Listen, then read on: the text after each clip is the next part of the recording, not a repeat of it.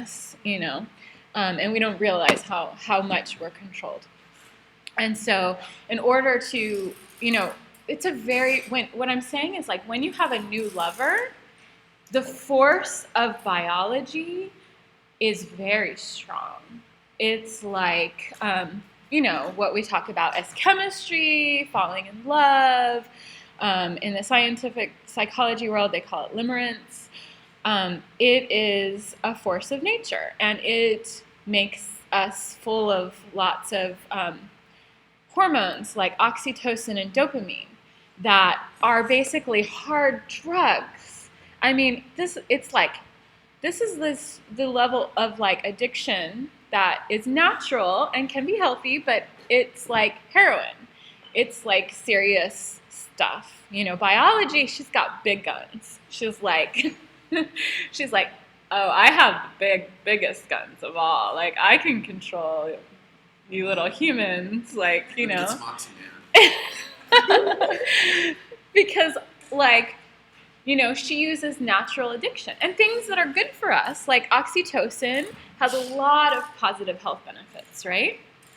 So she uses that to get us to really want to conceive, even if we don't want to conceive. Even if mentally we're like, we don't want to conceive, our body's like, we want to conceive. It's like the purpose. It's the whole purpose of, on a biological level of humans, there's that biological driving force. And so that's a big thing to actually work with if we want to, say, no, I don't want to conceive right now.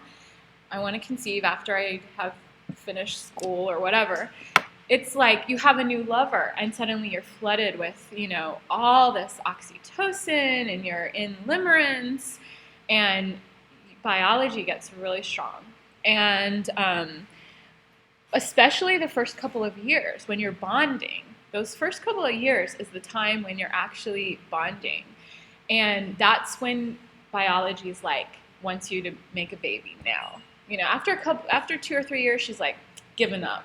She's like, I've given up on this guy. We've got to go find somebody else because it obviously hasn't happened, So then she's like, she chills out and so what I'm saying is for the first couple of years with a new lover, like you're bonding. And bonding means you are staring into each other's eyes, which creates oxytocin, especially for women. Women get a lot more oxytocin than men. Oxytocin is the bonding hormone. Women get like 30 times as much as men. So staring into the eyes is bonding. Touching is bonding.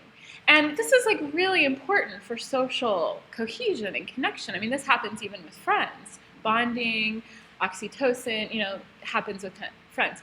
But it happens with a lover on a way bigger level.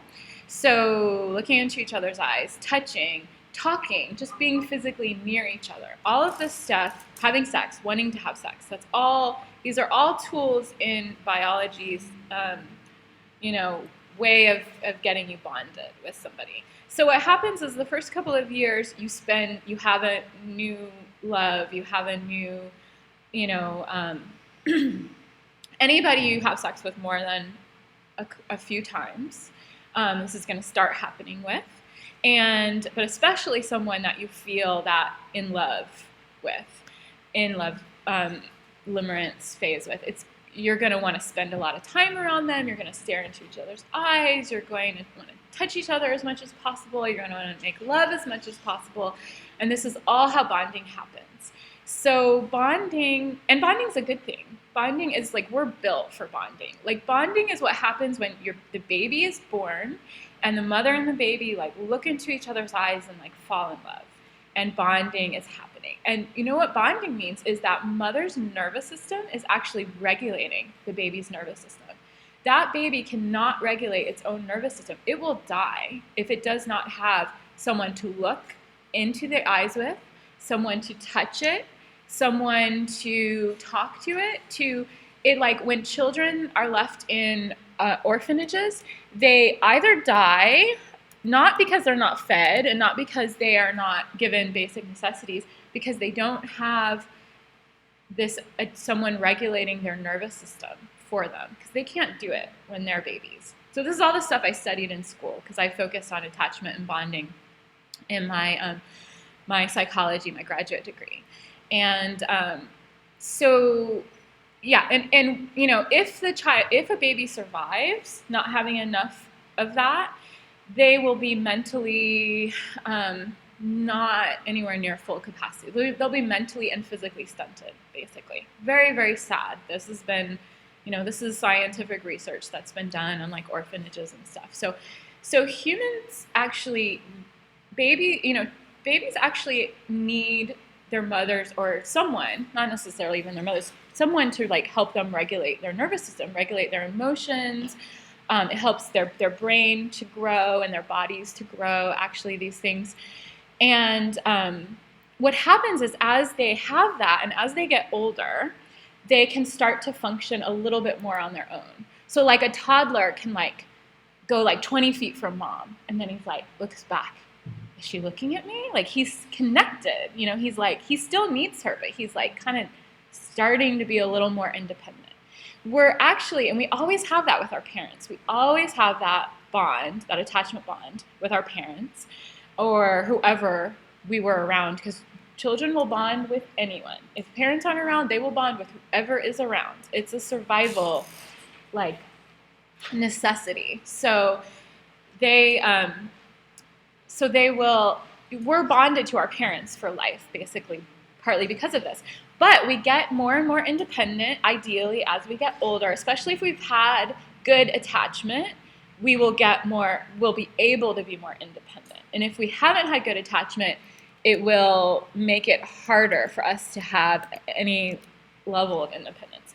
But then we're primed as we become an adult to like bond with our partner.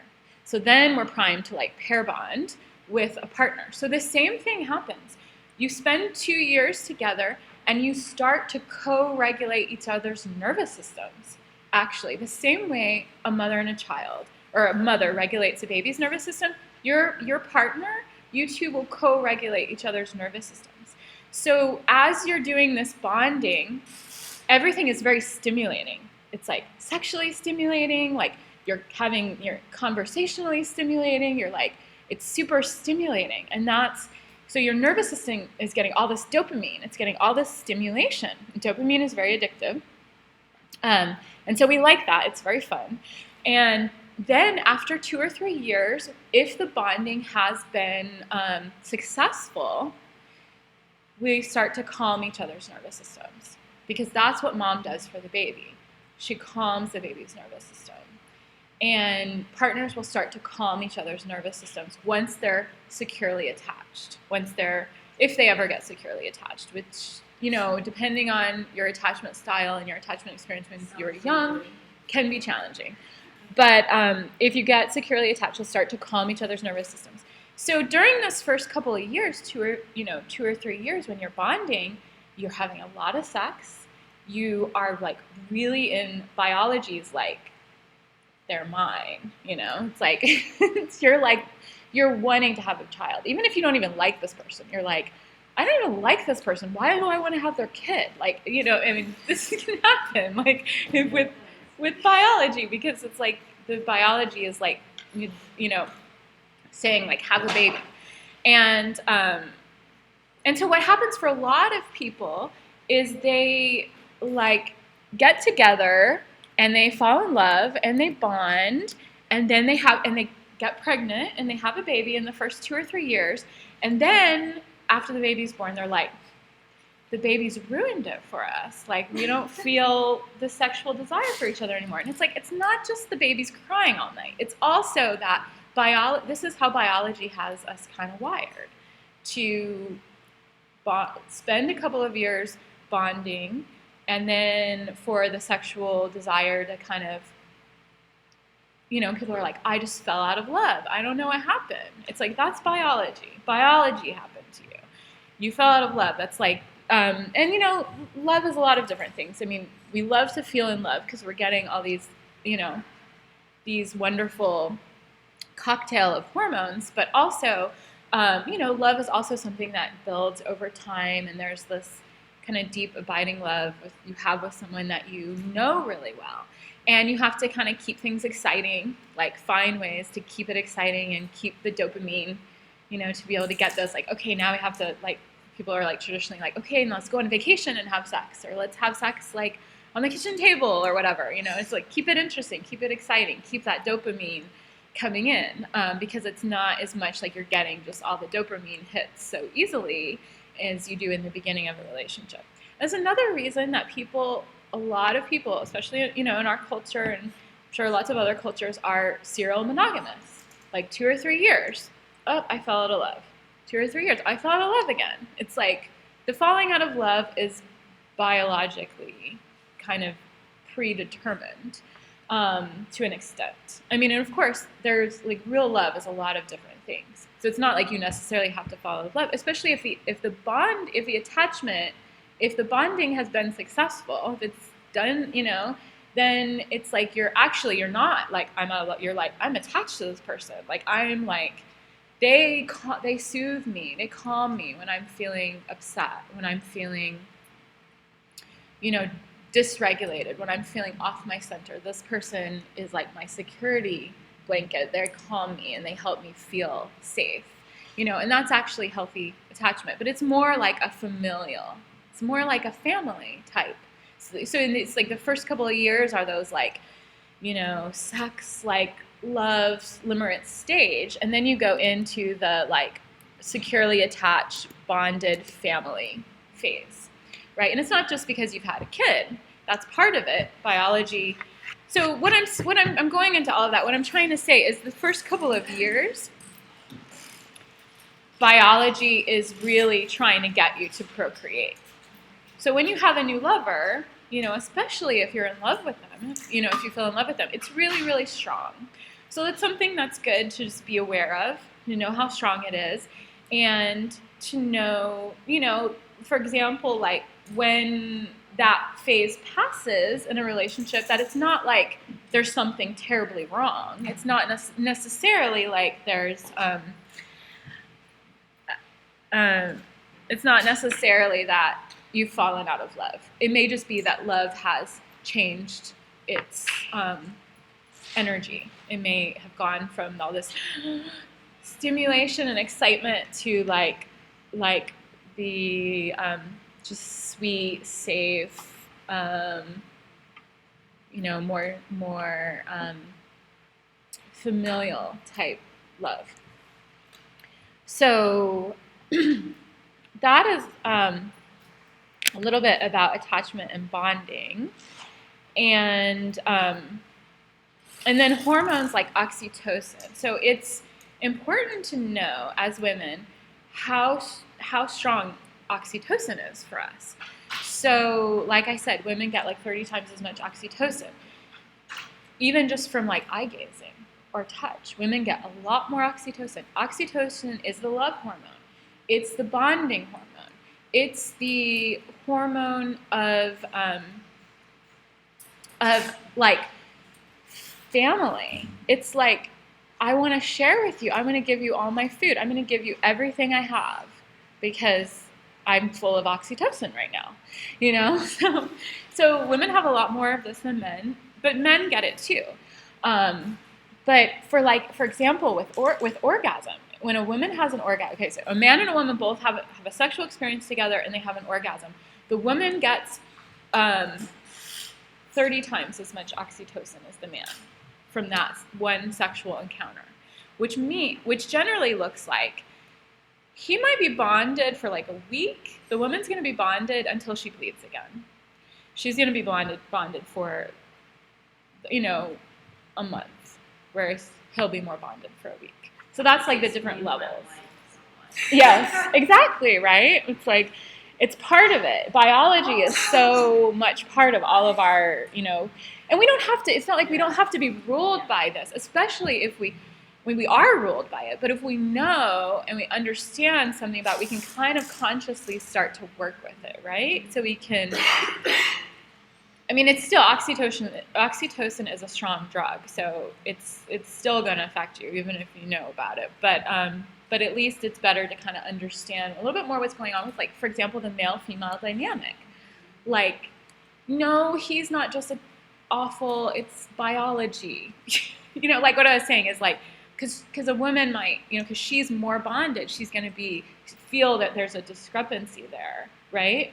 Potentially. And this also, you know, his and hers attachment style also plays into this, because if somebody is more securely attached, they're going to act different than if they're more insecurely attached. So that plays into it too. So if you have a really insecurely attached man and a more avoidant woman, it could look very different, actually. Then it's not just oxytocin going on. There's also attachment style as a big piece of this. But oxytocin is a powerful part. So just to give you an idea, so you have an orgasm that's like, you know, 30 times as much oxytocin for a woman than for a man. And it's good for men to know this, because then they'll understand too, like what's going on. Like, she's acting crazy, and she's like, I need space, and you know, and just like she has 30 times more oxytocin than you do in her system, and it's going to last 3 times as long. So it's just kind of like understanding biology helps us to dance with more care and grace with each other, I think. So then when a woman has a baby, that's like 3,000 times the amount of oxytocin as an orgasm. So like, it's like the bonding is like huge. You know, this is how biology gets us to take care of our children and, you know, do attachment and bonding. And it's a good thing, because it allows our society to be more cohesive and for partners to care about each other. And, you know, and it happens, you know, it's going to happen with friends and with, you know, male, like homosexual relationships or heterosexual relationships. This happens with all humans, but it's especially strong with when there's procreation involved. Biology is like, okay, I'm gonna really amp this up here, get some more people on the planet. So that's basically what I wanted to share about that. I think it's an important thing to know about, an important piece of all of the bigger picture of biology and conception, and what everybody's kind of working with. And dopamine can be very addictive, so that's a good thing to know too. It can feel really great, and it can also be very, very addictive. We even get dopamine from just like our phones, like from, you know, the social connection of checking our phones. Like if we get texts or sexting, you know, it's a big, like, that's a dopamine like dose for sure. So that's why phones can be very addictive, because that's that social aspect of getting a dopamine boost. So. Is there a difference between oxytocin and dopamine? Yeah, so oxytocin, there's a lot of different hormones involved, but oxytocin and dopamine are some of the big ones. Oxytocin is the love bonding hormone. It's really about like you're my family. I want to share my food with you. I want to like take care of you. So women have a lot more of that, right? Like we want to take care of the people that we love, and it's like, you know, you get a lot of it when you have a baby. Like when you're nursing, it's just like you're like oxytocin out. Like you can't, you know, you're just like so full of oxytocin, you can't even think straight. Just kind of as you are after like having some great orgasms, you know, you're just like oxytocin now. And so it's like whoever you see, you know, you lock eyes with, it's like, you're the one, you know, like it's basically how she works. But it's really good for, you know, this is why massage is good for us. One of the reasons that massage is so good for us, and just human connection in general, really keeps us healthy, because oxytocin is good. It's healthy for our bodies. Dopamine is a little bit different. Dopamine is like excitement, adrenaline. Like dopamine is like new stimulus. Like any new stimulus is going to give you a dopamine shot. Anything exciting, dangerous, like that's dopamine. And dopamine, I would say is actually more addictive than oxytocin, and doesn't necessarily have all the same health benefits that oxytocin have. It's more addictive, but it's natural. It's not, it's natural. We need new stimulus. We need exciting things in our life. That's part of what keeps us, for example, keeps a relationship juicy and keeps us like interested in having sex with our partner, and it keeps us. It's like the reward. It's the reward drug for doing. If you do something biology wants you to do, you get a reward. You get some dopamine, and yeah, it can be very addictive. So those are two of the big ones. There's also some other important ones. Vasopressin in men is actually the hormone for whether, for cheating or not. If men are biologically some men are biologically more predisposed to cheat than other men based on how much vasopressin they have in their system. And you can actually get vasopressin like nasal sprays. So when he's sleeping, you can. No, I'm just kidding. And I don't know why they create that, but vasopressin nasal spray, they have that. But if a man's, and this runs with women. I think women it is to a lesser extent has this, but if the male lineage, if a man's father has cheated, he probably has less vasopressin, and that man probably has less vasopressin. Anyway, there's so many interesting things with hormones that have been studied.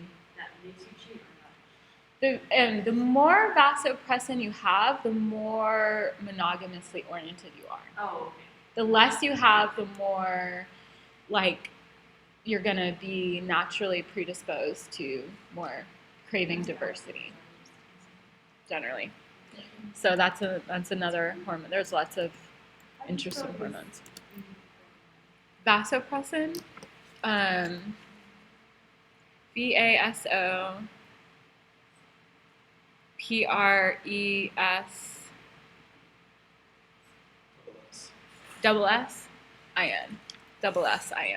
More monoamorous, less polyamorous. This is that particular argument.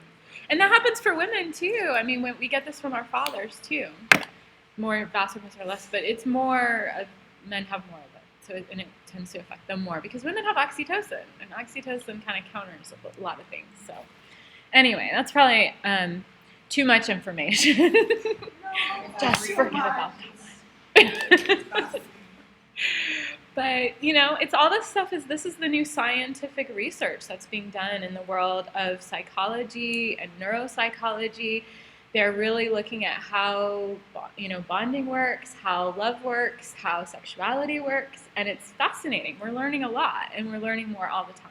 So Until it's opposite the next day. What? Until it's opposite the next day, according to anything.